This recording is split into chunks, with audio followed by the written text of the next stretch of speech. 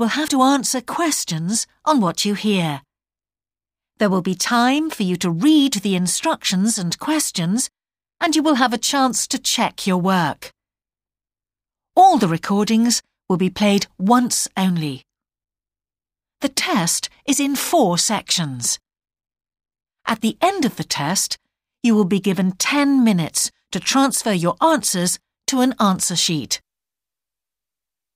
Now turn to Section 1.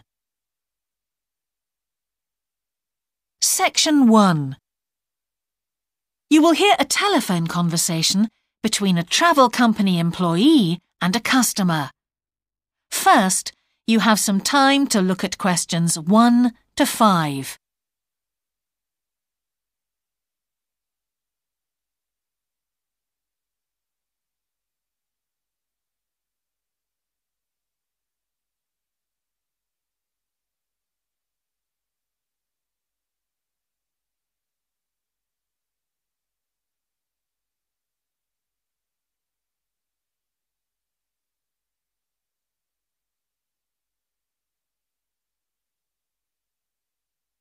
You will see that there is an example that has been done for you. On this occasion only, the conversation relating to this will be played first. Greek island holidays, can I help you? Yes, I hope so. I have a friend who's just come back from Corfu, and she's recommended some apartments in Arelis. She thought they might be on your list. Arelis, let me see. Can you give me the names? Yes, the first's Rose Garden Apartments. I'd like to go with another friend in the last week of October. Well, we've got a lovely studio flat available at that time. I'm sure you'd enjoy the entertainment programme there too, with Greek dancing in the restaurant. The entertainment programme offers Greek dancing, so Greek dancing has been written in the space. Now we shall begin. You should answer the questions as you listen, because you will not hear the recording a second time. Listen carefully and answer questions 1 to 5. Greek island holidays, can I help you? Yes, I hope so. I have a friend who's just come back from Corfu, and she's recommended some apartments in Arelis. She thought they might be on your list. Arelis, let me see. Can you give me the names? Yes, the first's Rose Garden Apartments. I'd like to go with another friend in the last week of October. Well, we've got a lovely studio flat available at that time. I'm sure you'd enjoy the entertainment programme there too, with Greek dancing in the restaurant. And the cost for each of us? £219. That sounds very reasonable. I'm just jotting down some notes. Now, the second one she mentioned was called Blue Bay. Blue Bay. Yes, in fact, that's very popular, and it has some special features. Really? The main attraction is the large swimming pool with salt water. Much healthier, I understand. That's right. And it isn't far from the beach either, only 300 metres. And only around half a kilometre to some shops, so you don't have to be too energetic. Is it much more expensive than the first one? Let me just check. I think at the time you want to go, it's around £260. No, £275 to be exact. Right, I've got that. Now, there are just 2 more apartments to ask you about. I can't read my own writing. Something to do with sunshine, is it? I think you meant the Sunshade Apartments. They're on a mountainside. Any special features? Yes, each room has its own sun terrace, and there are shared barbecue facilities. Ooh, sounds lovely. Yes, it is rather well equipped. It also provides water sports. It has its own beach. There are facilities for water skiing. Any kite surfing? My friend's quite keen. Not at the hotel, but I'm sure you'll find some in Arelis. There's also satellite TV in the apartments. And how much is that one? £490 with 2 sharing. You mean £245 each? I'm afraid not. Each person has to pay that amount and there must be at least 2 in an apartment. Oh, I don't think that would be within our budget, unfortunately. And the last one sounds a bit expensive too. The Grand? Actually, it's quite reasonable. It's an older style house with Greek paintings in every room and a balcony outside. Sounds nice. What are the views like? Well, there are forests all round and they hide a supermarket just down the road, so that's very useful for all your shopping needs. There's a disco in the area too. And the price? £319 at that time, but if you leave it till November, it goes down by 40%. Too late, I'm afraid. Well, why don't I send you a brochure with full details, Miss... Nash. But don't worry about that. I'm coming to Upminster soon, and I'll call and get one. I just wanted to get an idea first. Well, that's fine. We've got plenty here when you come. Before you hear the rest of the conversation,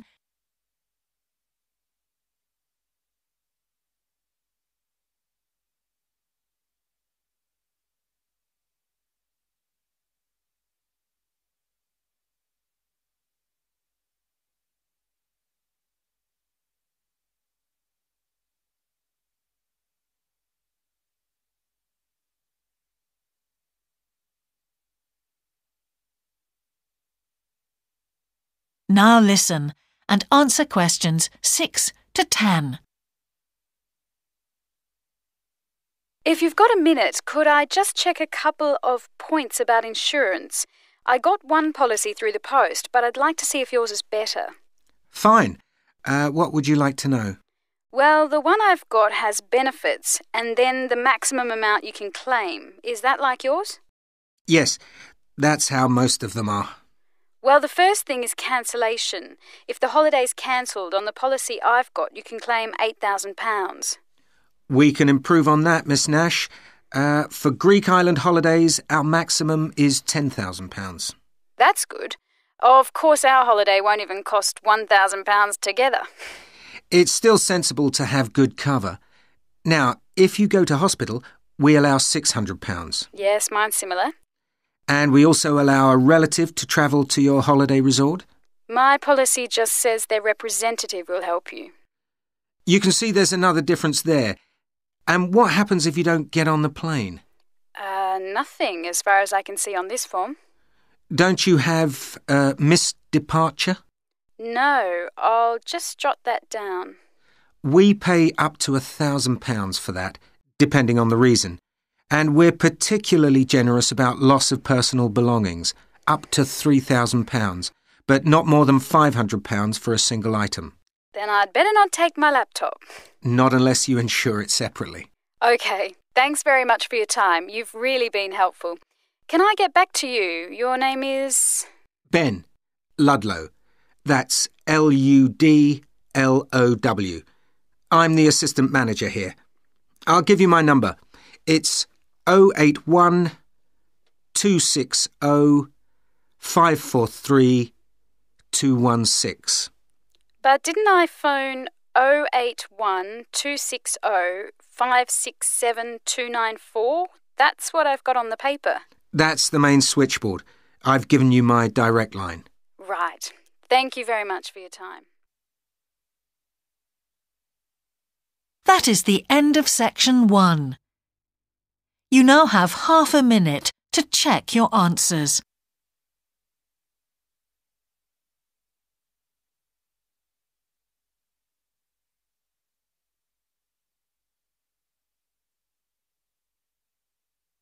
Now turn to section 2.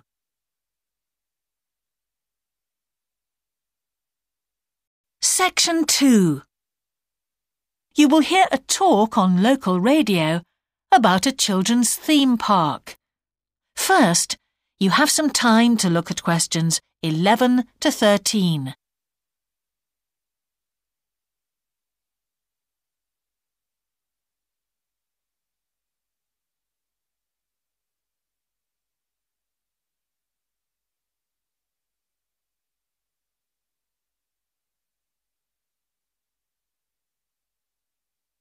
Now listen carefully and answer questions 11 to 13. For the second in our series about locally run businesses, we meet Simon Winridge, co-founder of the hugely successful Winridge Forest Railway Park. Welcome, Simon. Now, perhaps you can begin by telling us a little bit about how it all started. Well, during the 1970s, my wife Liz and I had just acquired 80 acres of sheep farming land, and we decided to settle down and have children. Pretty soon we had a daughter, Sarah, and a son, Duncan. The place was wonderful for the kids. They particularly loved trains and gradually built up an enormous network of miniature railway track. I began to develop larger-scale models of locomotives, but we didn't think anything more of it until I went on a trip to a theme park near Birmingham and decided we could do a much better job. So we set up a small one ourselves, based on the miniature railway, and we opened to the public for just a month that year, 1984, in July, our driest month, because our children said they didn't want our guests to have a miserable wet visit. I dealt with park business and Liz carried on with the farm work. It soon became clear that we were onto a winner. We began to extend the railway track and lay it among more interesting landscape by planting trees, which in turn attracted more wildlife, and by making cuttings through the rock. Nowadays, we're open all year round, and we're pleased to say that Winridge is one of the most popular visitor attractions in the area, with 50,000 visitors a year. 1.5 million people have been through our doors since we opened. Before you hear the rest of the talk, you have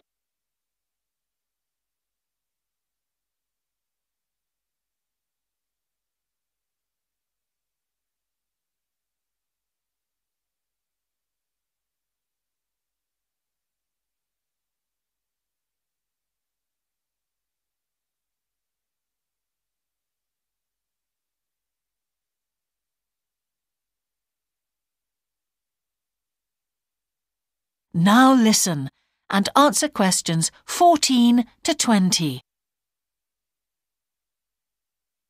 All these visitors mean we have had to expand our operation, and it's now a truly family concern. I'm near to retirement age, so I only concern myself with looking after the mechanical side of things, keeping the trains going. Liz now devotes all her energies to recruiting and supporting the large squadron of workers, which keep the place running smoothly. We're really pleased that, after some years away teaching, Sarah has now returned to the park and makes sure the visitors are kept fed and watered, which keeps her pretty busy, as you can imagine. Our son Duncan has been a stalwart of the park for the last 10 years, taking over from me in the area of construction. And I'll say a little bit more about that in a moment. And his new wife, Judith, has also joined the team in charge of retail. That's becoming a tremendous growth area for us. A lot of people want to buy souvenirs. Mm-hmm. So have you finished your development of the site for the moment? Not at all. We're constantly looking for ways to offer more to our visitors. The railway remains the central feature, and there's now 1.2 kilometres of the line laid, but we'd like to lay more. Because of the geology of the area, our greatest problem is digging tunnels, but we're gradually overcoming that. We're also very pleased with a new installation of the go-kart arena, which is 120 square metres in area. Again, the problem is the geology. We had to level the mounds on the track for safety reasons. We wanted to enable 5 to 12-year-olds to use the go-karts. And the main attraction here is the Formula One kart.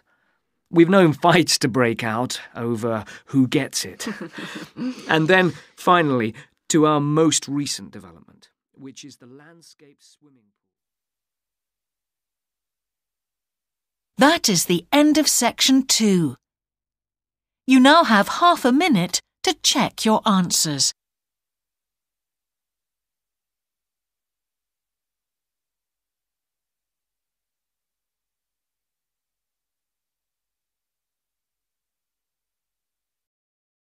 Section 3.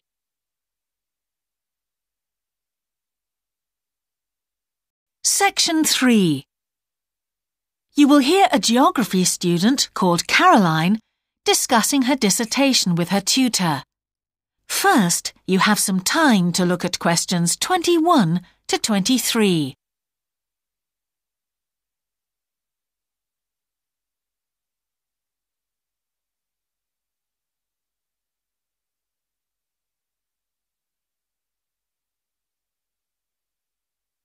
Now listen carefully and answer questions 21 to 23. Ah, Caroline. Come on in, sit down. Thanks. So how's the dissertation planning going? Well, Dr. Shulman, I'm still having a lot of trouble deciding on a title. Well, that's perfectly normal at this stage. And this is what your tutorials will help you to do. Right. What we'll do is jot down some points that might help you in your decision. First of all, you have chosen your general topic area, haven't you? Yes, it's the fishing industry. Oh, yes, that was one of the areas you mentioned. Now, what aspects of the course are you good at? Well, I think I'm coping well with statistics, and I'm never bored by it. Good. Anything else? Well, I found computer modelling fascinating. I have no problem following what's being taught, whereas quite a few of my classmates find it difficult. Well, that's very good. Do you think these might be areas you could bring into your dissertation? Oh, yes, if possible. It's just that I'm having difficulty thinking how I can do that. You see, I feel I don't have sufficient background information. I see. Well, do you take notes? I'm very weak at note-taking. My teachers always used to say that. Well, I think you really need to work on these weaknesses before you go any further. What do you suggest? Before you hear the rest of the tutorial, you have some time to look at questions 24 to 30.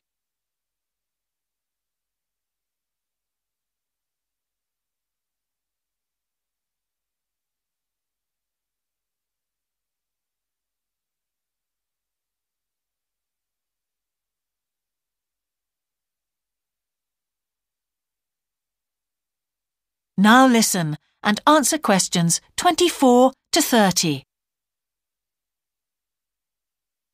Well, I can go through the possible strategies with you and let you decide where to go from there. Okay, thanks.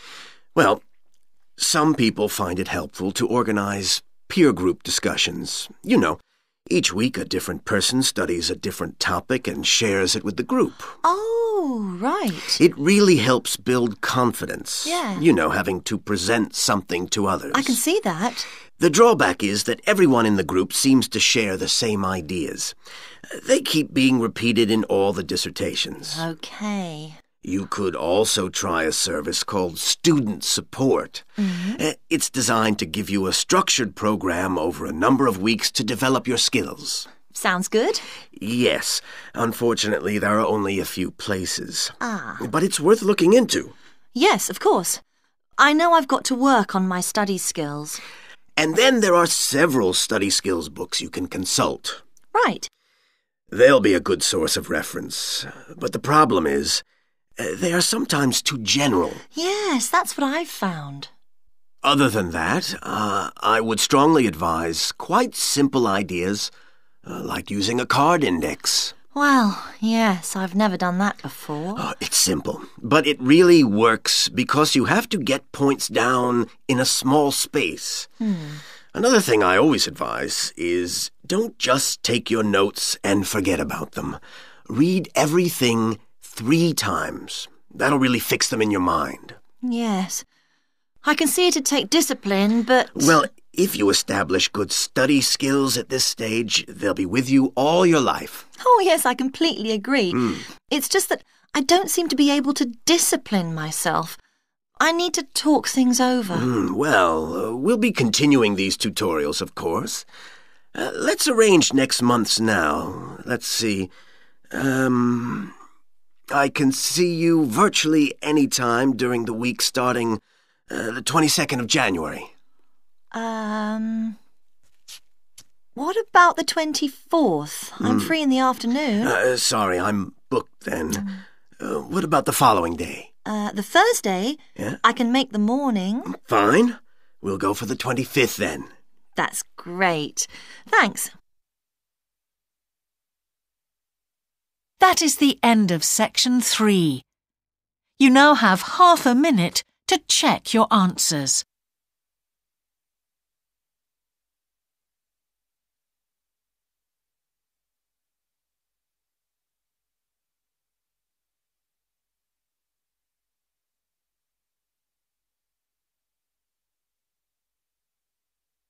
Now turn to section 4.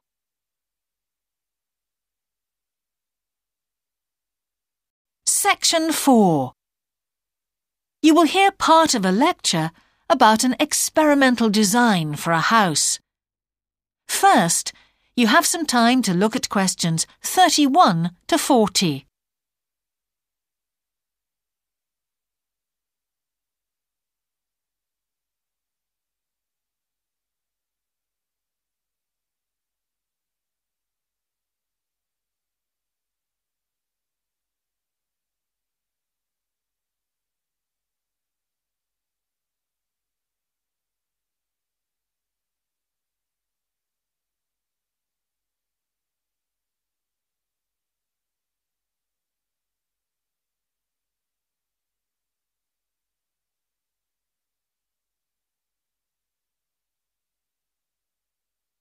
Now listen carefully and answer questions 31 to 40.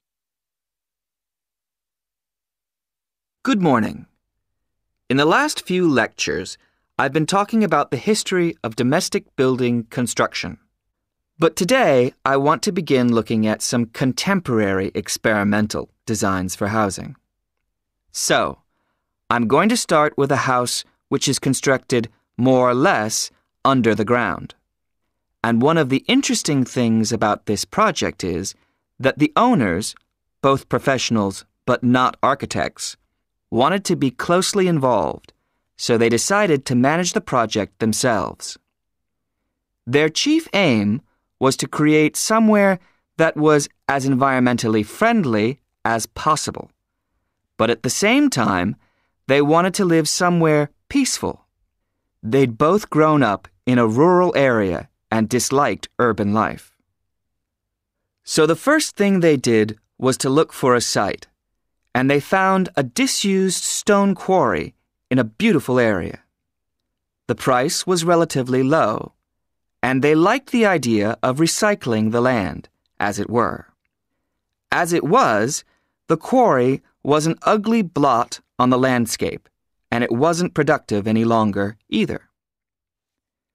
They consulted various architects and looked at a number of designs before finally deciding on one. As I've said, it was a design for a sort of underground house, and it was built into the earth itself, with 2 stories. The north, east, and west sides were set in the earth, and only the sloping south-facing side was exposed to the light. That was made of a double layer of very strong glass. There were also photovoltaic tiles fixed to the top and bottom of this sloping wall. These are tiles that are designed to store energy from the sun, and the walls had a layer of foam around them too to increase the insulation.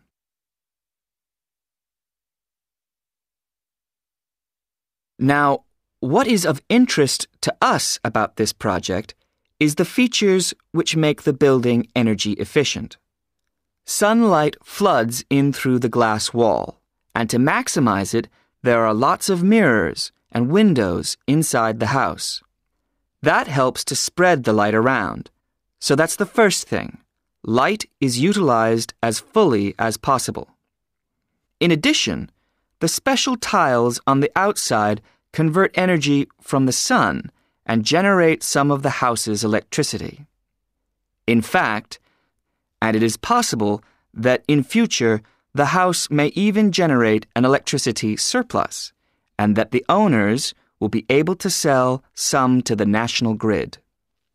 As well as that, wherever possible, recycled materials have been used.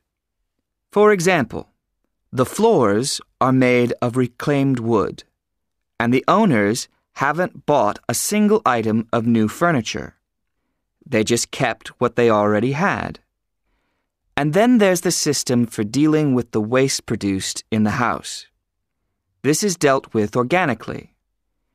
It's purified by being filtered through reed beds which have been planted for that purpose in the garden. So the occupants of the house won't pollute the land or use any damaging chemicals.